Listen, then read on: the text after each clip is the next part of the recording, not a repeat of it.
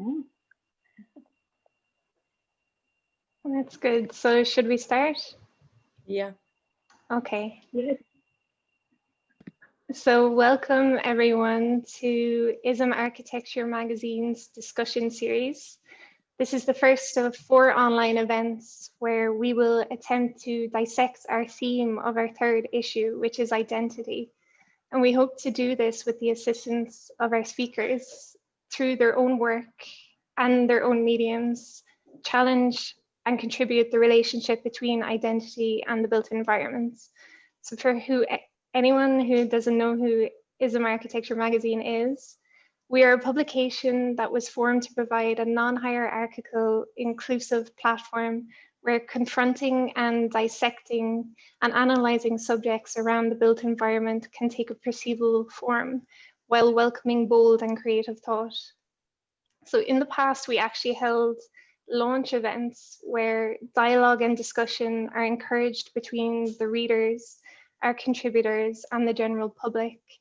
But now we wanted to flip that approach around and activate the conversation during the actual process itself, with the aim of normalizing learning and unlearning in architectural discourse.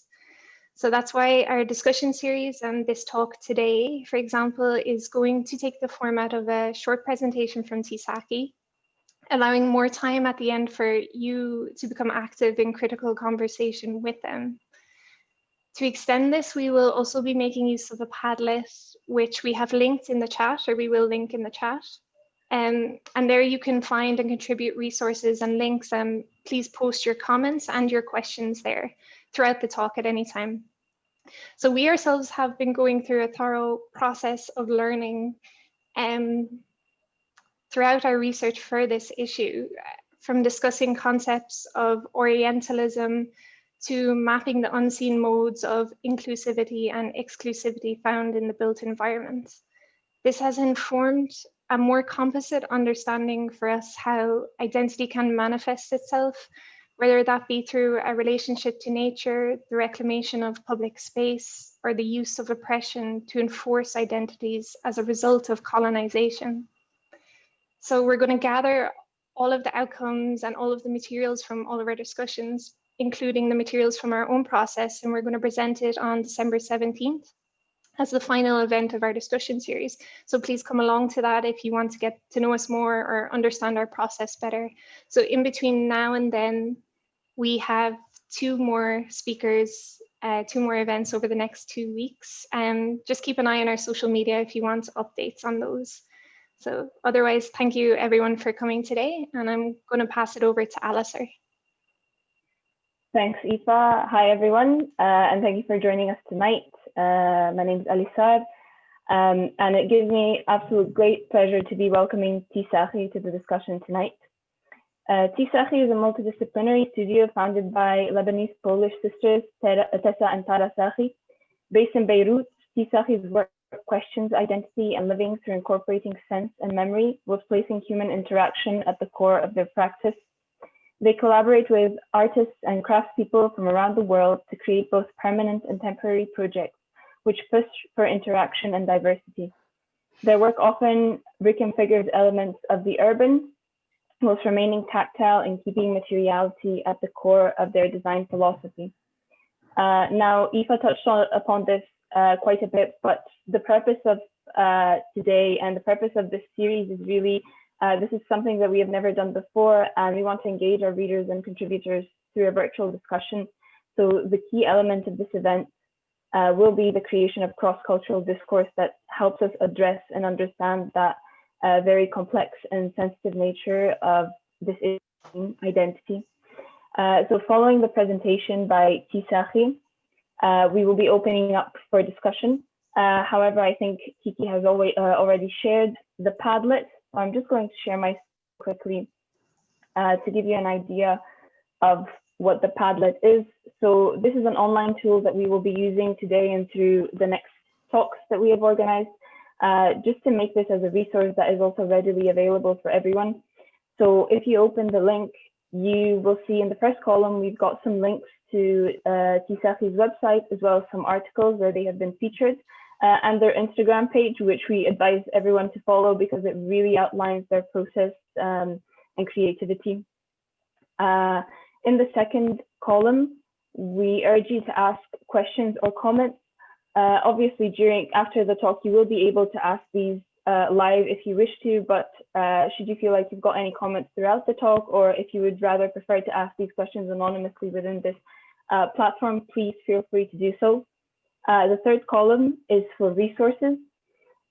So if during the talk, after the talk, or at any point you think of books, films, articles, buildings, artists that somehow relate to this topic, please again feel free to add these over here. This whole exercise is about learning. And lastly, this is a question that we want to ask everyone to reflect upon, and that is, what is the space that you identify with? So this is just to engage everyone who is watching this talk. So without further ado, I'm going to give the floor to Tessa and Tara of Sakhi. And I would like to ask everyone to mute themselves just to ensure that the presentation is good quality. Thank you. Hello, everyone. Thank you, Elisa, and thank you, everyone from ISM team who invited us on this talk. My name is Tessa, and I am Tara. Hi. Okay, so since the topic is identity today, what we're going to be tackling, we're going to be talking about 4 different projects that we've worked on, which were public interventions, which were done in Lebanon. We're going to start with the first one, which is called Holidays in the Sun. It's about security. It's on security barriers. I'm going to start off, so I'm going to share my screen. I'm going to start off with a small video you're going to see of a normal, this was like way before, so just like to brush up a bit on things, there has been a revolution that started in 2019, October 2019 last year, and which is still ongoing. But other than that, Lebanon has always been through like civil wars and political and socioeconomical unrest.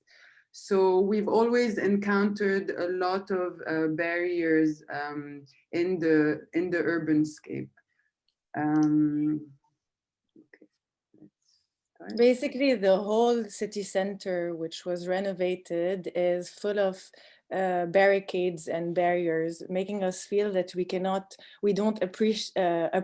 appropriate our own city center and supposedly a public space, which clearly is privatized with these security barriers. So Tessa and I, we were actually in the car and roaming around, and we took randomly this video and quickly noticed that actually we never realized how many barricades we had all over our city. And that was the first moment that gave us the idea of Holidays in the Sun, which was about reinterpreting these barricades into the advantage of citizens walking in those streets. So the thing is, we are always going to live with those barricades, and there's always going to be obstacles. Hopefully not. We're working on removing them with the revolution. Well, but meanwhile, what we want. But meanwhile, it's like, how can we basically use those obstacles and like take them into live with them and take them into turn them into kind of our advantage. So those are the typical security barriers that we see. All those images, actually, those images are taken way before the revolution started. So it has nothing to do with the revolution. They're just like randomly there.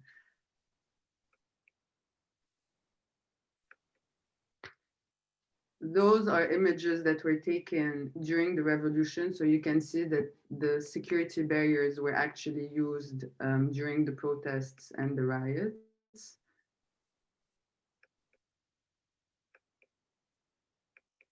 Actually, the barriers became thicker and thicker the more the citizens revolted. And it's a perfect sign of like the dichotomy or the separation between the state and the people. It's like they really want to separate themselves from us. We're really not violent. The first weeks we went down and we wanted to have peaceful protests, and yeah, it ended up like any revolution where it was a bit more violent. So this is one of the examples of Holiday in the Sun, where we took the X structure barricades and we transformed them or mutated them into seats for people to just rest on them, or even the militaries, they could rest on them. Yeah. So another problem in Lebanon is that, first of all, we don't have really public spaces. So, and there's a lack of greenery and there's a lack of benches. And so people cannot really people cannot really be like a part of the city, like in other cities. Yeah, they can't appropriate their own city and their own, but actually Tessa, I know our public spaces are our streets. And that's why Tessa and I, we were so furious by saying like, it's the only thing we have. And on top of that, we feel like it has been restricted from us of using anything around us. So because this is even when we walk on the streets in the city center, we can no longer stay more than like, if you're sitting there and even like in the sidewalk, you suddenly get approached by a police or a security guard or so on, because it's so protected. They avoid, this was also like before the revolution, they tried to avoid to have any like kind of a pedestrian normal life in the city. The second barricade that we used was basically the steel structures that you see, and we turned them into planters to have the city a bit more green. So those are a bit the reinterpretations of the barriers. And this is here where we actually put them on the streets. But the colors are obviously just to make it a bit more lively and different from the harsh red and white and gray that you... And also to put a bit some irony with the title, Holidays in the Sun.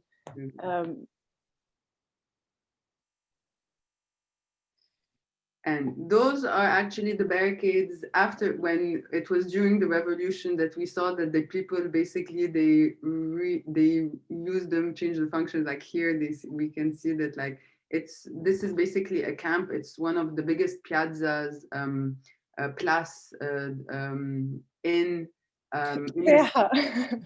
That's how you became Italian, piazza. Place, it's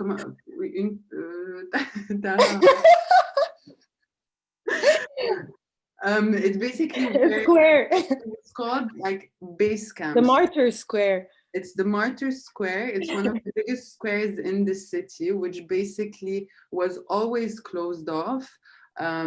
So people don't also like do protests and revolt in the places. But this was then taken by the les manifestants.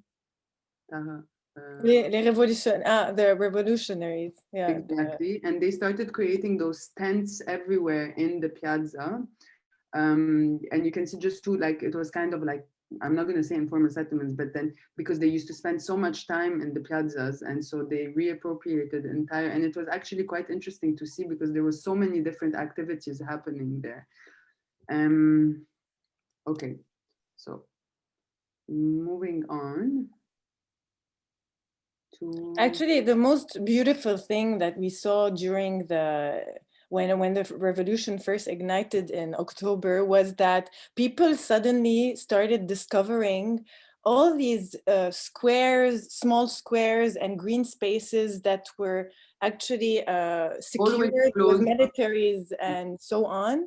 And because we appropriated the city center, we started discovering new areas that we had no clue about, or we couldn't discover through by being in a car. So we suddenly discovered the center of a city through the eyes of a pedestrian, which made us more like, yeah, relate which actually. changed, yeah, our relation to the city, and really like for me personally, it opened up a huge door towards my love for Beirut, because before that it has been so restricted upon us. There's always Yeah, it's as if we were deprived of our own like roots, our own culture, our own identity, because there's a lot of also landmark buildings that were closed off and that we could never enter. yeah, And then suddenly, like the theater, the Mille et Une Nuits, this landmark that we have that has always been closed off. So we really discovered it, and we spent time in it during and the even there's process. another building which I'm sure everyone's seen, which is the Egg, which is still in concrete, and it's like also another landmark in Lebanon, and where basically during the revolution everyone was inside. They were even at some point making performances and concerts, And and they were also organizing talks to engage in debates with people from different cultures, because that was the beautiful thing about the revolution, is that it united people from different backgrounds, different cultures. So to create like a space for conversation, which is kind of like a way to revolt and to grow with our ideas. yeah, which was very nice. Actually, the entire city became spaces for conversations also. Okay, moving on to the second project. Tara and I, we actually, when we tackle a project, whether it's installations, public installations, or even like commission projects, commercial or residential, we always try to, even like when we design product designs, we always try to think about how we can provoke a sense of curiosity in people, and also re-question the notion of identity and how we interact with one another. And So we always also like ask a question that we want to answer through the medium that we decide to express ourselves with. or not, like it's an open question, but we always start off with a question basically. And what is interesting is every time we think that a project will actually lead in a certain way, when we put it in the public or in the urban scape, the people that are interacting with our project suddenly shows us a different way that we did not think about, that we did not take into account. So the project takes another life of its own, which gets Taha and I even like more curious and push the project even more. It actually gives us also ideas for the next projects, and that's why, like how Tessa was introducing the different projects we're showing, they're very different in the way they're represented, but at the same time they are the source of them are the same questions which have evolved with the way people have interacted with the different steps we went through. Yeah. And the three projects that we're going to show you now, actually, it's this the succession of the same idea, but in different forms. So here, I'm sorry. Go ahead. No, you want to go ahead? Just like a small introduction, this is a project we were commissioned by AD to do actually an art of dining installation, where actually people really had to come and dine in this installation. So the first question of my sister and I was, okay, how do we dine today? And we obviously, like we all see it around us, that social media and even like technology, we're so involved with our phones that we are no longer, like even when we go to restaurants, like we all see it, everyone like is on their phone, no one is really like talking to each other, no one's like physically interacting, it's all virtual interaction. So we kind of wanted to push this idea even further. And so we designed this installation that is basically, it's as if you're having dinner, like a tete-a-tete dinner à la chandelle, which is like a romantic dinner, but then suddenly there you have facing you so there's a mirror facing you which rotates on the left and on the right, because then you can basically look at the person that is sitting on your right side, and then from the mirror on the left side, you see the person that is sitting on your right side. And beneath the mirror is basically this phone, like kind of a holder, where you are supposed to connect to the person facing you. And it's all about having dinner with the person facing you and the person sitting on your left or right, but not like not physically interacting with them. So for us, this is related to our questioning of our identity today, whether we're Lebanese or not, on a more global level, is about how do we connect with one another today, because it's inevitable that the way we connect identifies who we are, or the way we are, where we're heading as a generation. So this installation was a bit like a satire and representation of how we communicate today. So dining used to be like a social setting where people would exchange and eat together and all that, but today it has been more, it has been replaced by social media, and even more with the pandemic. So it was important for us to set a typical dining setting, but to have that filter materialized through a mirror and a phone. So that way it's a bit more obvious. And even the cutlery. So in the beginning, like the installation, we were just like first exhibiting the whole cutlery, the whole design. And what we did is basically replace the fork with a comb to show like how people are kind of like were narcissistic in a sense. Then there is the medicine pills, which we wrote like basically it's like calming pills, Xanax. Xanax pills and so on, because we're all like involved in. And then there's a spoon, which was really like an oversized spoon, which basically showed the excess of society, of consumerism and capitalism and so on. And then the installation was actually taken onto there's this like also like another platform which they use the installation to emphasize it even more.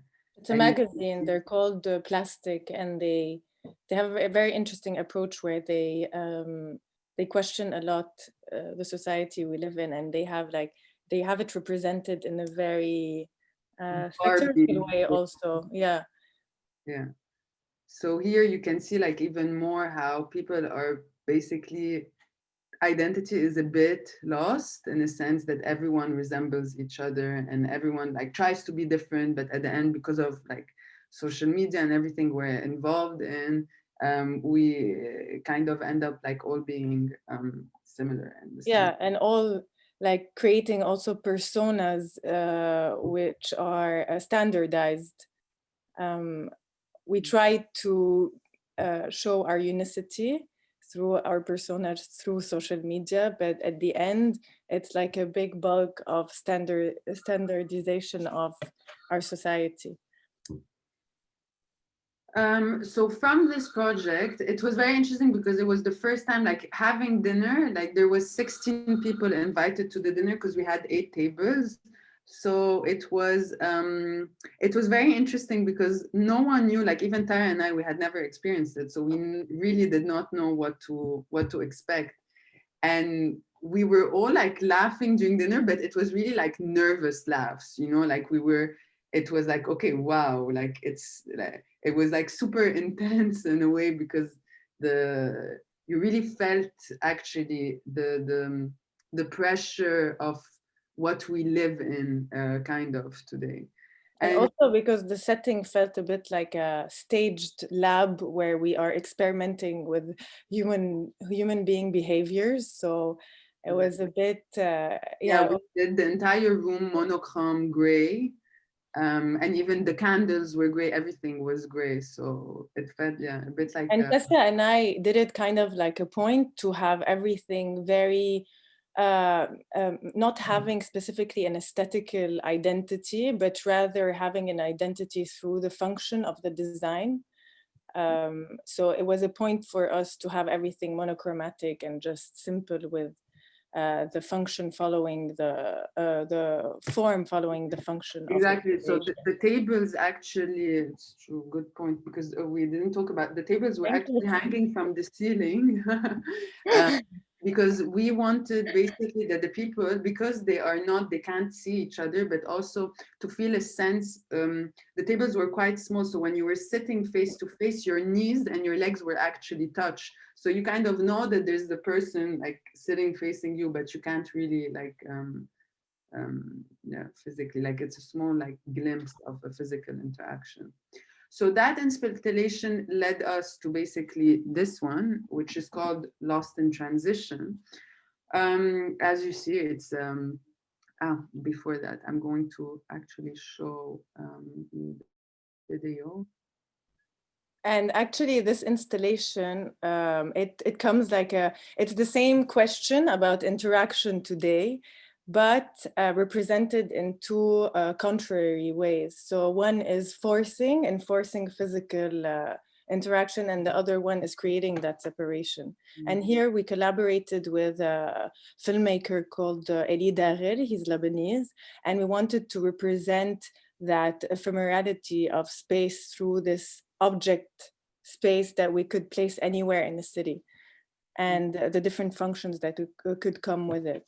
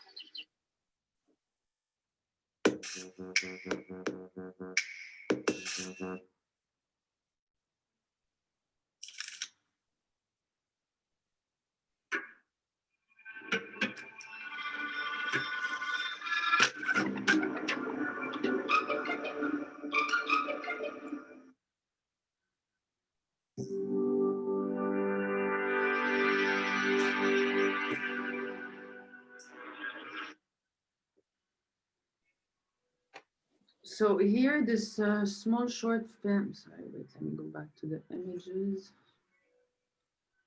So after designing this installation object, Tessa and I headed to the streets of Beirut, and we placed two of them, and wanting to see how the people approached this object, and wanting to encourage even more the dynamism of like interactivity in the streets of Lebanon, which is part of our identity. But the more and more we evolve in time, the more we become like individualistic and not like interacting so much. So actually some of the people would come and look at the object and not even sit on it and think like it's a precious thing. But it was interesting to see how many people like approached it. For example, in Milan, when we had it during Milan Design Week, people were a bit more comfortable in sitting on it, and children were playing around, etc. So basically the chair is the whole point of the object is that it's like easy dismantleable, and it's cut in 3 pieces, as you can see. So the two chairs, and then you have the connecting arch. And we tackled the project in a way that like we wanted to design an object that is easy to put in an urban landscape, but at the same time also wherever you want, like you saw in the short film, that you can really like interpret it in different ways. And if you actually, so here you can see like it was on a playground earlier, it was like in a piazza of a church. It had also books on it. This is like also very random. They started climbing, children on it, which is very interesting. And this is what I mentioned before, is that we would have never expected to see those kinds of behaviors. Here, when it was actually exhibited in Milan, and as you can see, like putting numbers of it, then it creates like a ephemeral space. So it could be a restaurant or a bar. It could be used in different ways. And what was interesting is that the stools were actually also, you can see like all of the people sitting on the stools are kind of on their phones, not interacting with the other people, as opposed to the people sitting in the arch. Like you can see in this picture on the far right, there's 4 people sitting together and they're. But there is still people also looking at their phones. There's always gonna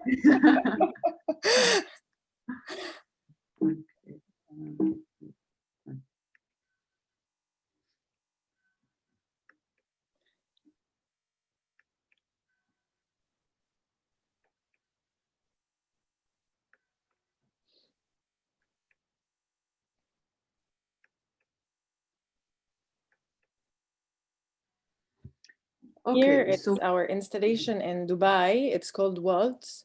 And we had to actually, we're asked to represent a pavilion, to create a pavilion representing Lebanon. And it happened so that the revolution started. And Tessa and I could not find like a better way, like a way to express anything but the challenges that we were encountering. So we wanted to express all the barriers, the physical or psychological barriers we were going through and wanting to break through them. So we represented a 15 linear meter thick wall, which represented those barriers or those difficulties. And in a certain way, we always try to infuse a bit of playfulness in the projects or the installations that we do. So we created a bit, some spaces where you have holes or loopholes where people could connect through, and despite the monumentality of this wall. And the way you connect depends on how much you are, if you want, ready to challenge yourself, or you can crawl, or you can just give your hand away, or you can just climb and sit by a tree. So, and even we had an iPad where you can actually communicate with a person on the other side of the wall. We had 2 elements. So most of the wall had loopholes, different kinds, so at different also like heights and different how to say, like diameters and dimensions. And it was all this thing of like how much a person deep down wants to break through the barriers. Everyone goes through that, like specifically Ty and I mentioned about Lebanon because we had to do the Lebanon Pavilion, and the encounters that we, the obstacles that we encounter in Lebanon is like beyond, it's like political and social and economical and psychological and sectarian also. So there's always something. And we wanted to emphasize also like even more other than the physical interaction. So we put in one place where an iPad where basically a person could look at another person just randomly from the other side. And a mirror also, and a mirror again representing the like also like in the installation of Art of Dining, kind of like the narcissistic but so also like it's funny to see a pavilion wanting to represent a country like Lebanon and having something completely like, if you want, aesthetically without any aesthetical representation, very far away from what the Western world thinks about Orientalism or what an identity of what the identity of Lebanon is. And it also makes us realize that maybe like worldwide we have a crisis of identity, and we're also going through the same social, economic, like a different, of course with different amplitudes, but we are all facing this kind of revolution in our minds where we want to go like past these barriers economically and socially. The material that we chose here was actually recycled foam, compressed recycled foam. The reason why we wanted to use a different material that is also like kind of foamy, because we knew that we wanted to be like a bit like the aspect of the wall would be something that looks super rigid and not communicative or not malleable. But then once you touch it, and people like were observing Tessa and I, so we took a camera and started picturing all the people interacting with it. People were very astonished to touch it and see that it's, oh, okay, it's more accessible. It's very, it's soft. Mm-hmm. And so we like that contrast with the way it's perceived from a far end, and how it is once you touch it. And what was very interesting is because there were so many people interacting with it, that you can see also in this image that the foam started disintegrating, getting destroyed. So it was basically also like this idea of like at some point like having the whole, you know, like the loopholes even like bigger, the whole wall eventually that like it would disappear. So that was okay. Well, now we're gonna, so just 1 second until okay, the Beirut blast.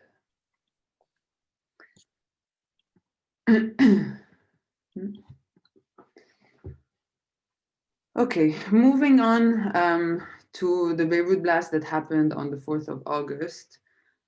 We're gonna show a couple of images of like what the city looked like and how damaged the city was, because the blast happened in the port, which is really in the city center, whereas all of our architectural heritage buildings, institutions, art galleries.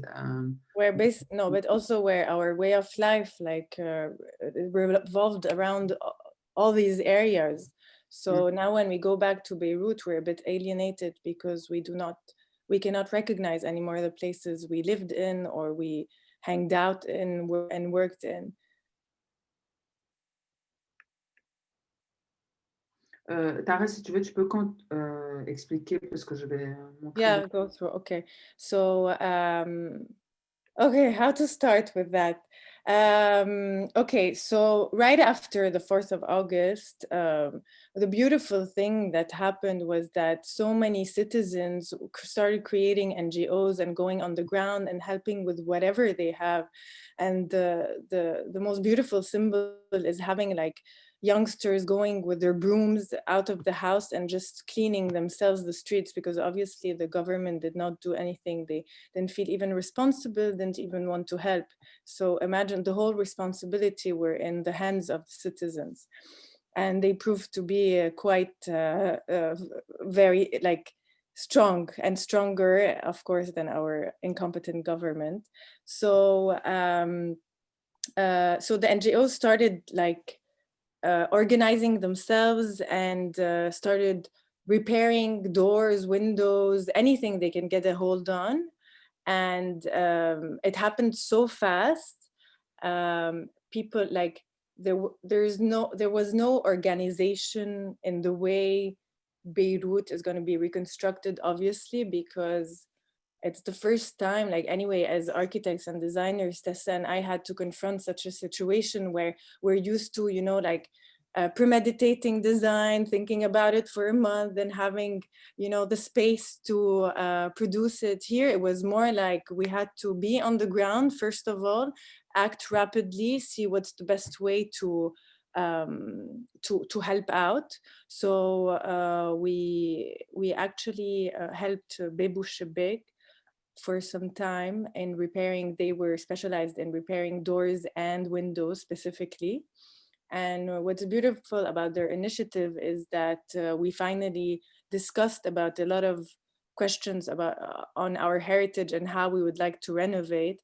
And finally, we came to the conclusion that we would just always bring back whatever was destroyed to its initial state or its initial materiality. So if we had old wooden doors from the 1920s, we would try to reproduce those, even though it's a bit hard today because the quality of the wood has changed.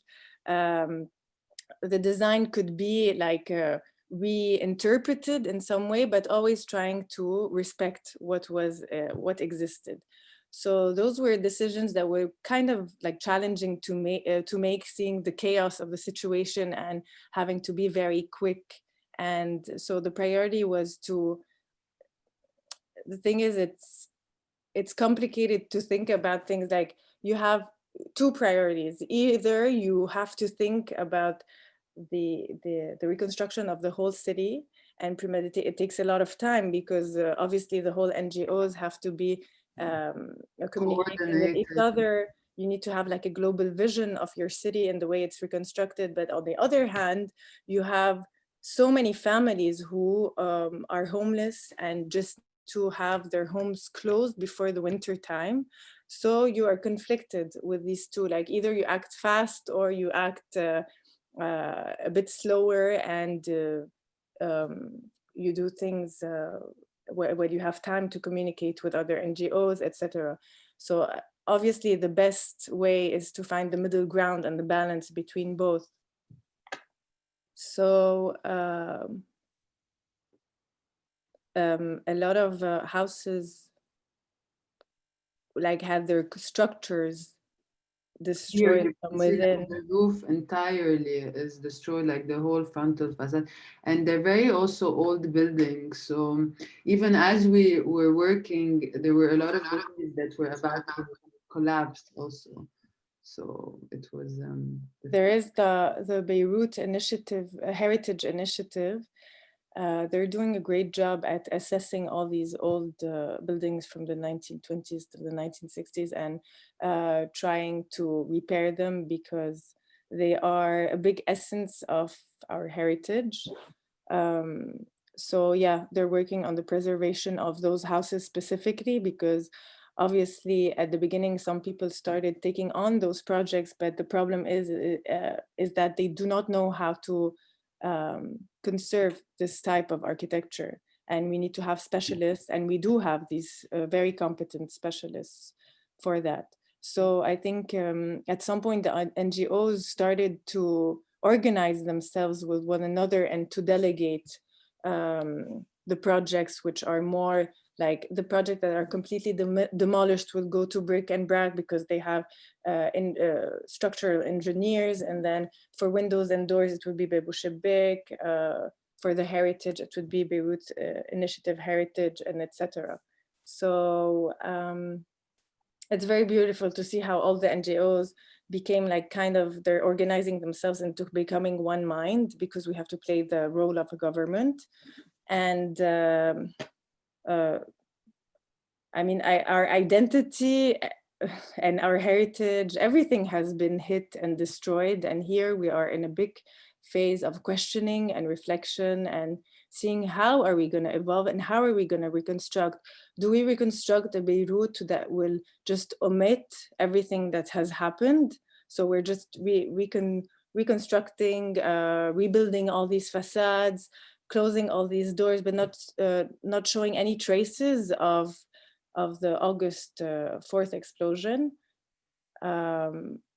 So these are all questions to ask, because it's very important also to acknowledge what happened to us and to not go back into the same loop of the pattern that what happened during like the Civil War also, like after the Civil War, if you go like there's been no trace about the Civil War anymore, and that's why also Lebanese have a reputation of being like resilient and that we like move forward very fast, because when you would walk in the city center, there's like as if nothing happened, and the Civil War it happened for 15 years and the whole city was also destroyed.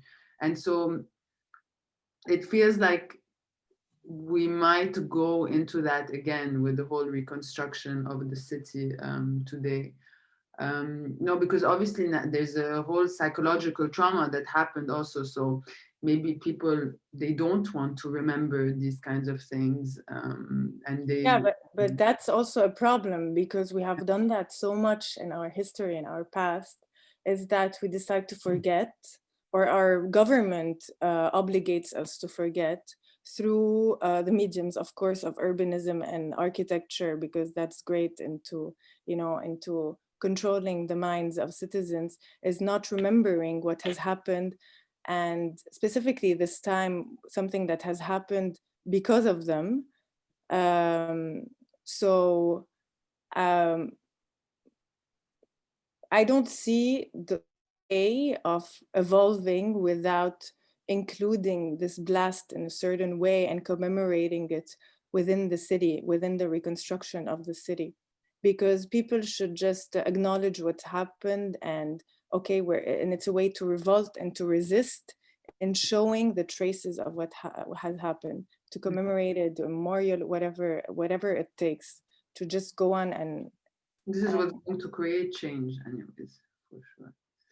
Because we don't want to go back into the same loops of our history, going back and saying that we're resilient, and we're honestly very tired of being resilient and praising that Lebanese are resilient. Yes, we have a way to take on any situation and create an advantage out of it, but at the same time, there's a limit to that, and the limit actually is obviously that explosion.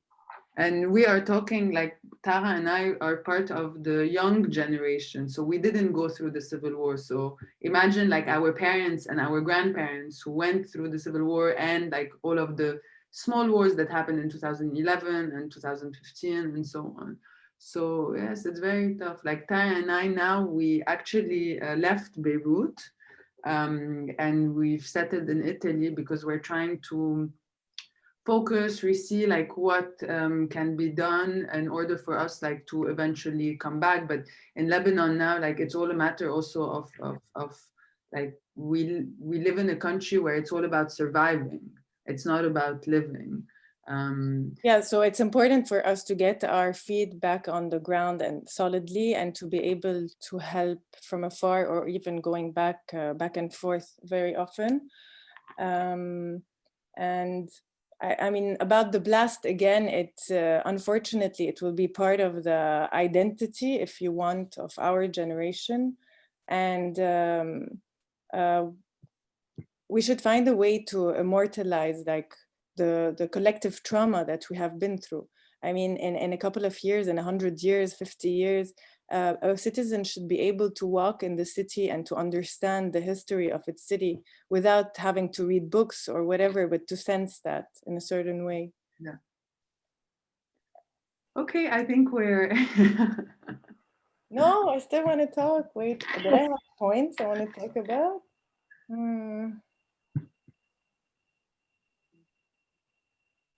No, okay, I don't know. No, not really.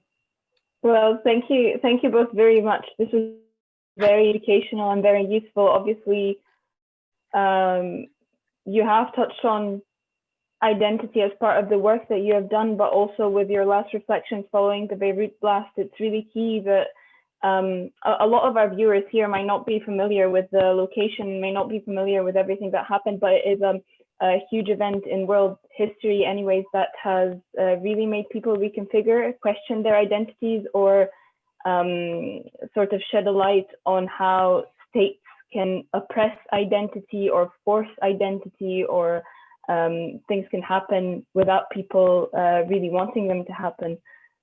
So this was absolutely really great, and your work is amazing. We're really happy to have had you.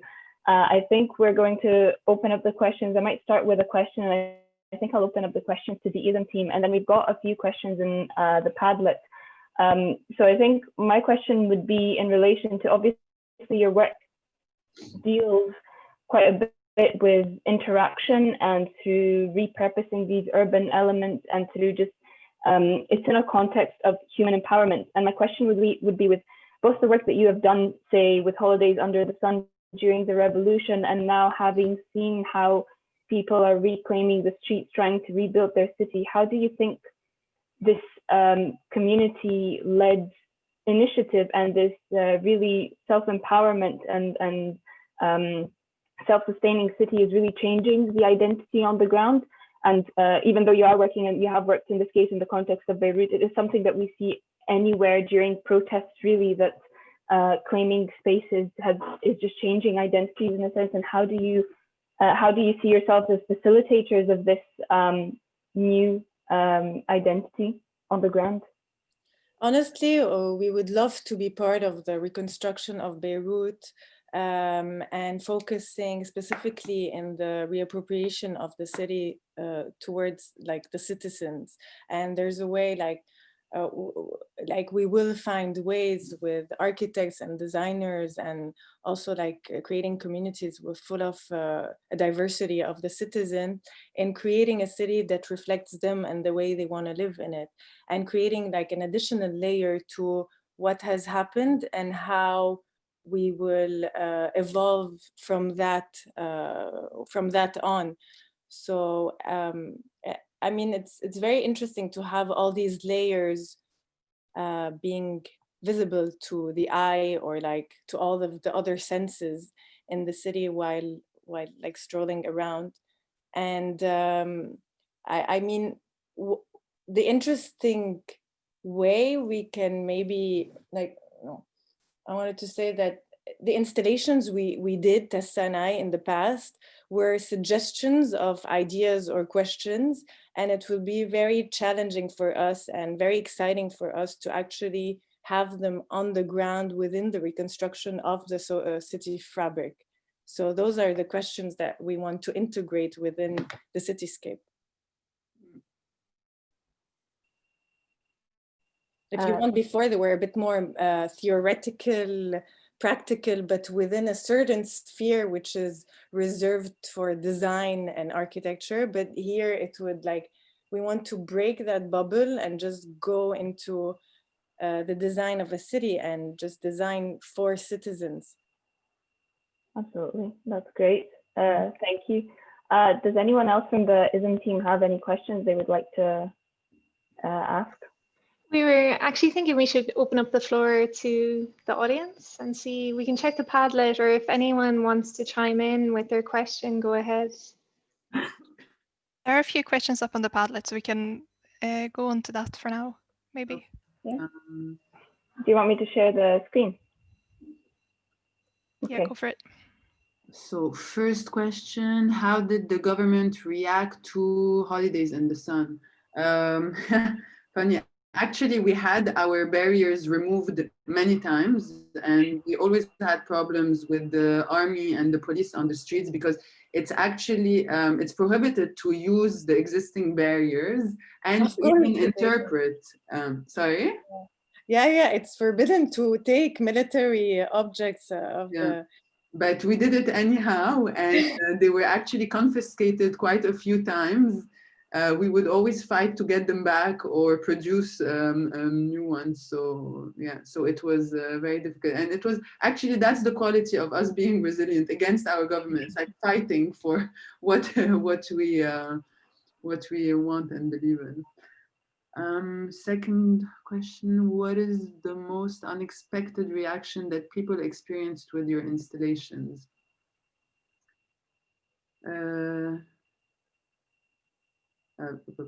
Unexpected? So for Lost in Transition, I would say, which is the chair, I would actually say the kids climbing on top of it, because we would have never expected. Actually, it's very nice, because even with Waltz, the Lebanon pavilion that we did in Dubai, kids always have a different approach of how they see things other than adults. So it's actually always very interesting to see how kids interact with our installations. Yeah, because the way they see things or they sense things are more... they actually question the things differently and very... They don't question, they're more like, comment dire, instinctive. Yeah, instinctive, exactly. Instinctive, and they have impulses that they go towards, and they don't have these filters. So for us, it's always, like Tessa said, very interesting to see that kids actually want to interact, because that means that the installation is calling them or stimulating them in a certain way. Mm. What is the most, no, this is the, how has the hybridity of your own identities impacted your work and your emotional and tactile approach towards designing? Well, we grew up in a household where basically our father is Lebanese and our mother is Polish, so it's very like Oriental and Occidental. So we had both cultures. What was actually very interesting is living those two cultures, but what pushed us even more was interacting with new cultures and seeing what we can learn or how we can create things and design with. Okay, I'm gonna give. Sorry, wait, like erase. Rewind. That's a big proof, actually, of like having this hybridity within us, because we're full of contrasts. Tessa and I, and even like, you know, also Lebanese people in general, but we have always this double-sided vision, like views on things or the way we want to tackle a project. Sometimes it's very like instinctive and aggressive, and sometimes it's a bit more like now I'm rambling. I know what I'm saying. No, but to say like more, like to give more like concrete examples. Like examples. So basically, we like the first time we worked with glass, which is with Murano, which is in Italy in Venice. We were just like we were commissioned by a gallery to create an object. And we decided again to create like a design object where we question how we can interpret new ways of using like a normal, let's say, glass or a flask or whatever it is.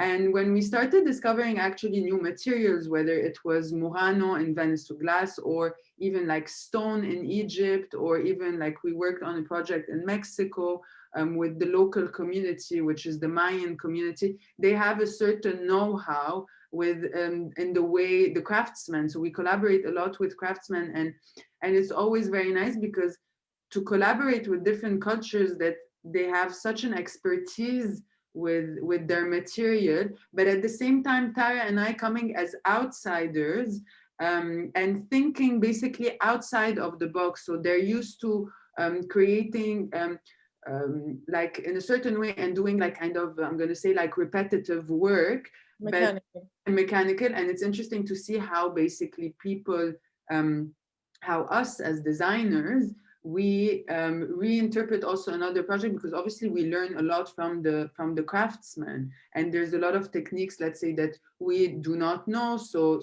we learn from them, and at the same time they get also curious because we come with a different idea and a different concept that they would not think of, and this collaboration leads to an even like stronger project and a more interesting product. But I mean, in general, like Tessa and I are Lebanese Arabs, but we have like our way of life has been very occidentalized in a certain way, and maybe in our social sphere too. So the way, of course, like we always try to think of the locality of our region, like the craftsmanship in our region, and then try to extrapolate it and to make it to transform it in a certain way to express this hybridity within our culture and our generation. And I think that that's also a way to evolve craftsmanship in general. Of course, there is like the craftsmanship, like Tessa said, like we're working with stone sculptures in Egypt, we're working with wood makers and metal makers in Lebanon, we're working with glass in Venice. And it's always interesting to see how craftsmanship that has such a strong identity in itself can also evolve into new patterns of identity, because we are evolving in a certain way. So the new generation has a way of working with certain materials and wanting to explore new ideas, new experimenting the fragility and the limits of texture or material in general. Okay. But Oh wow. Okay. If your we're work, not answering the questions, stop us. Okay. Your work often focusing on the project and transition with Beirut perhaps being in such a state as a city right now. What kind of identity do you see the city taking on right now, as well as its future identity? We did answer like we spoke about this, no?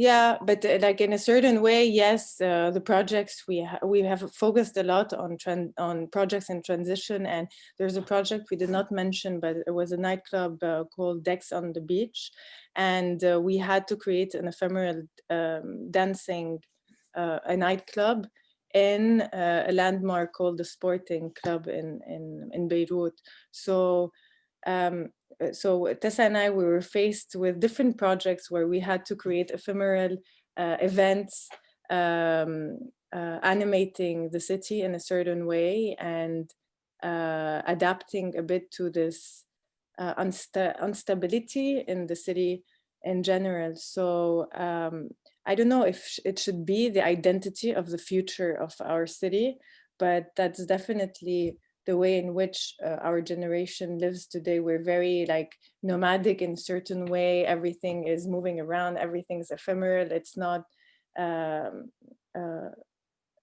yeah, so.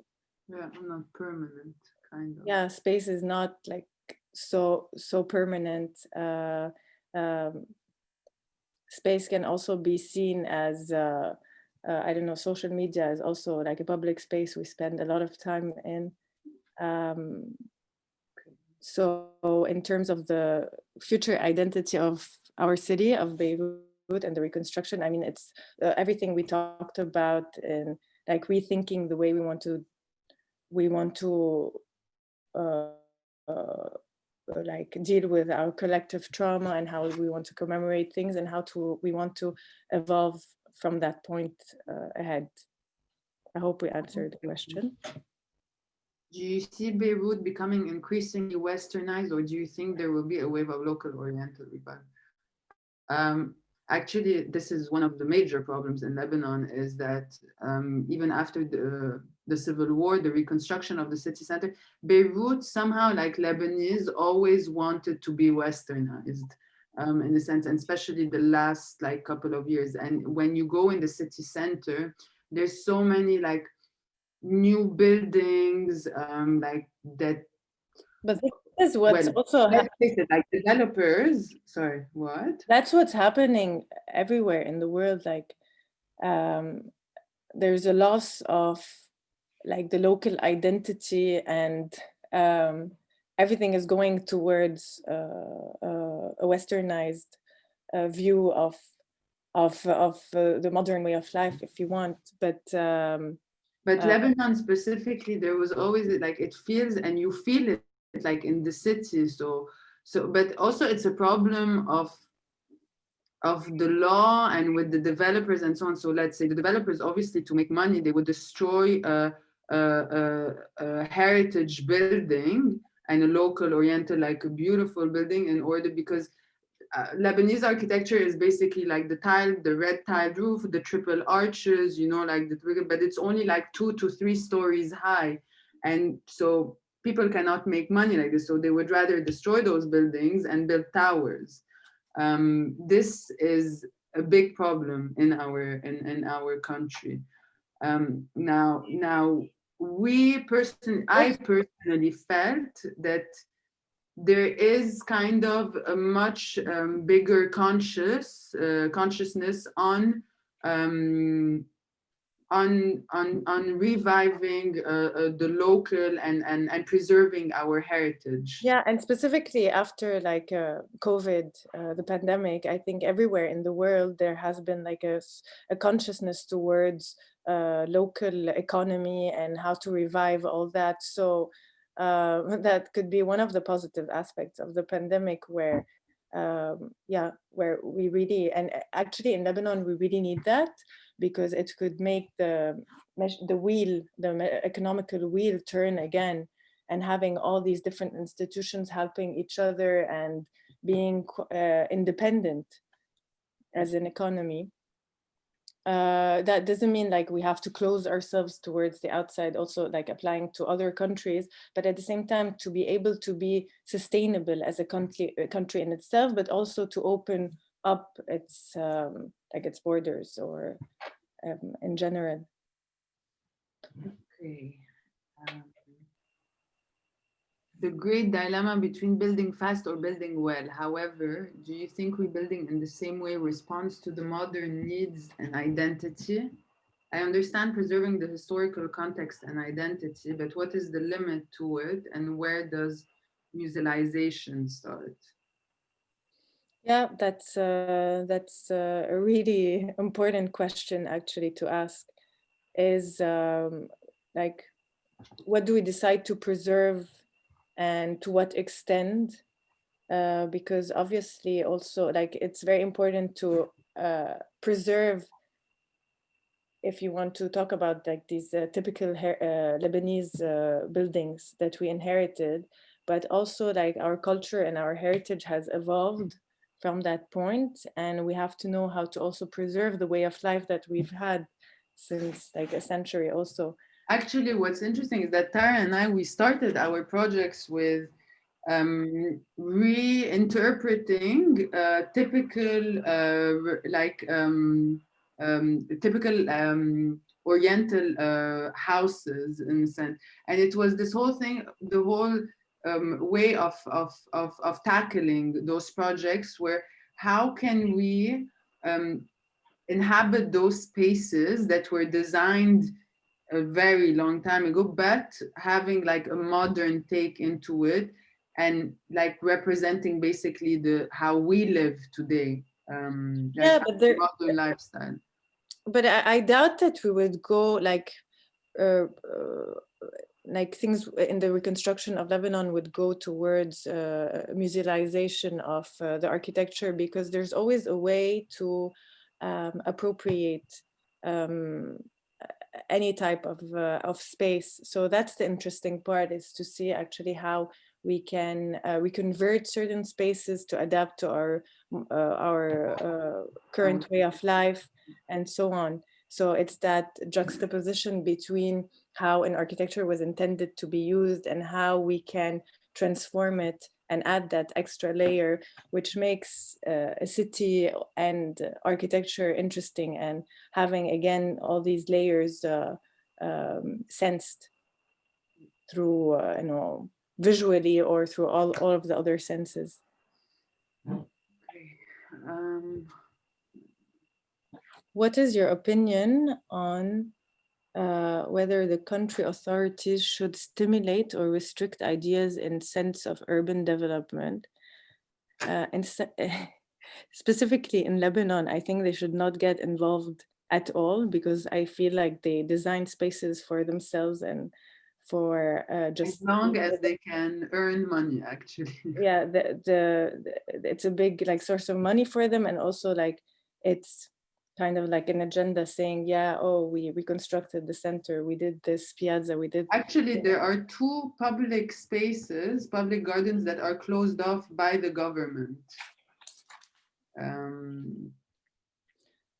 And do you feel there is a will and a plan for contemporary development of Beirut, taking into consideration the pollution issue and the need for public spaces, giving the city a fresh breath and sense of developing a specific urban art?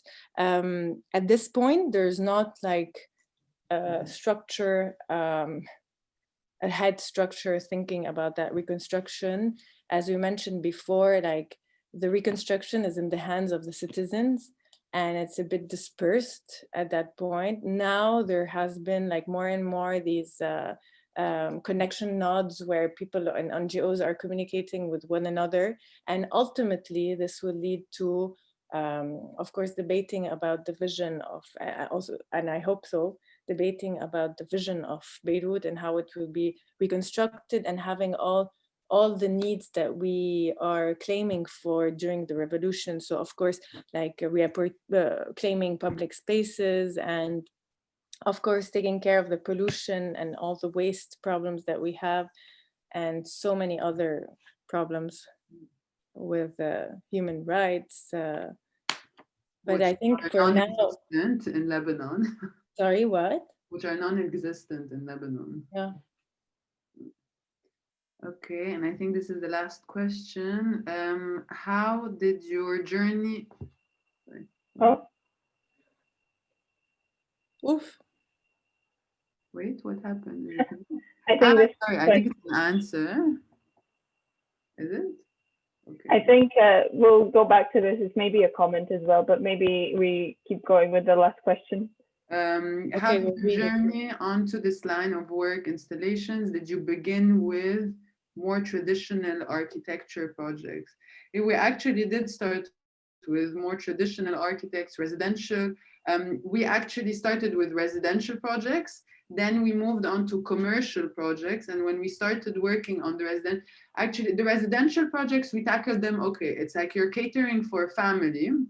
And it was kind of, I'm not going to say easy in a sense, but when we started tackling commercial projects, this is when it was more challenging, because you're no longer catering for a family like of 4 to 5 people. You're catering for a society and people that are coming from different cultures and so on. So how can we actually create a space that is going to be pleasing and like to provoke feelings, different, like to tackle all of the senses also.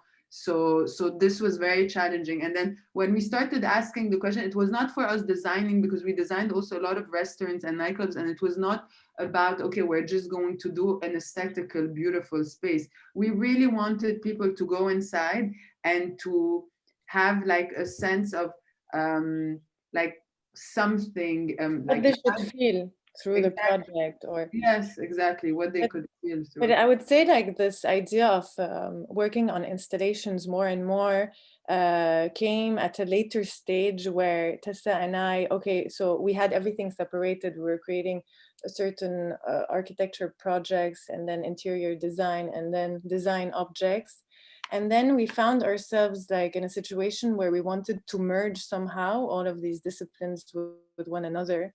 And we found it very interesting to ask questions through installations and see it like being produced very rapidly, because architecture takes so much time. So we like also the ephemerality and the rapidity in the production of installations, and having more responses and more interactivity with audiences, and giving us certainly ideas for architecture and other projects which like evolve more longly through time.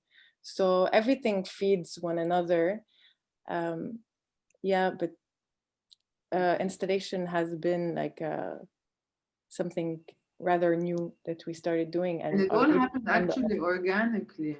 Yeah, very like it led us. We started asking questions when we were designing the commercial spaces. Then we started like tackling like more like the urban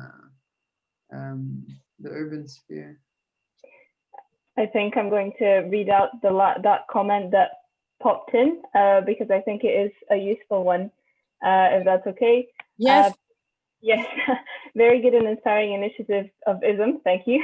Good job of the organizers and participants. It is nice to see a platform focusing on the culture and social issues, including architecture, urbanism, and their interpretations all over the world. It could be a challenging starting point for cultural and professional interaction, and for eventual adopting useful and efficient ideas into the professional and artistic life of the culturally various societies. it may be a good idea to give a floor to presenting different approaches to global and local problems like urban solutions that can make people's lives better and fulfilling. This event was a very sensitive starting point, pointing a social problem in a very changing and boiling country that is in a process of transformation and trying to break the shell of its economical, religious, and social coexistence. This presentation gave us a good example of ideas of people itching to break with the past and to create an adaptive and innovative future, to build something new on the ground of the ashes of the history, but never forgetting its influence on the nation's development and cultural identity. Brave nations can introduce brave ideas. Welcome to every curious, brave heart and mind. Keep dreaming and fighting, people of Lebanon, and share your ideas with the rest of the world. And I think this is actually a really good to end the questions. And this is something, it was really great to hear your opinions and to hear your answers to these questions, because it has been a big part of our discussions as a team at ISM to understand different cultures and to be more involved and more inclusive. A lot of us have received, say, a Western education where in many cases we're not really introduced to these principles and these dilemmas between what is local and what is global. And I think you have really greatly emphasized on that and created this sort of curiosity in the listeners and readers of ISM to actually interrogate these local patterns and things that we usually may take for granted. And even though yourselves, Lebanon is the context that you work in, but really, as I think one of you said, this is something that is happening all around the world, this big question of how do we proceed, and these Western principles that in fact are really global and for the purpose of capital being spread all around the world, really have created a new global identity, which in a sense erases the local one. So we talk about colonization quite a lot. Yeah. And it's a question to ask, what's the difference between a colonization as we see it and like westernizing the whole world? Exactly. It's a really interesting point that we do think the colonization is over and that it has been over the past century, but in fact it is still ongoing. And I think these are all the questions that we had. Does anyone have any other points to make? I think that's our cue. So thank you very much, Tessa and Tara. This was wonderful. It was really great to hear about your project, and it was really great to hear about the way that you think and your process. And again, to everyone, you have access to Padlet, and you've got access to their website and their Instagram page, which again, we need to emphasize how great it is to follow them and to have a look at how they do the work that they do. And other than that, it was great to have you all, and thank you all for attending ISM's first event. I might just quickly say as well, we'll be using the Padlet as a reference point. So if you have any thoughts that occur in 5 days' time or like in a month's time, you can come back into the Padlet and write that down, because we will make something out of what we have received in the Padlet at some point as well. So if you have thoughts about this that happens a bit later, which happens to a lot of people quite often, then go ahead and do that. It's linked to our Instagram. So if you go into our Instagram, you'll be able to access the Padlet. And again, it is meant to be a resource. We are all learning and unlearning what identity means. So, and thank you for teaching us today. So thanks everyone. Thank you so much for having us and for this discussion.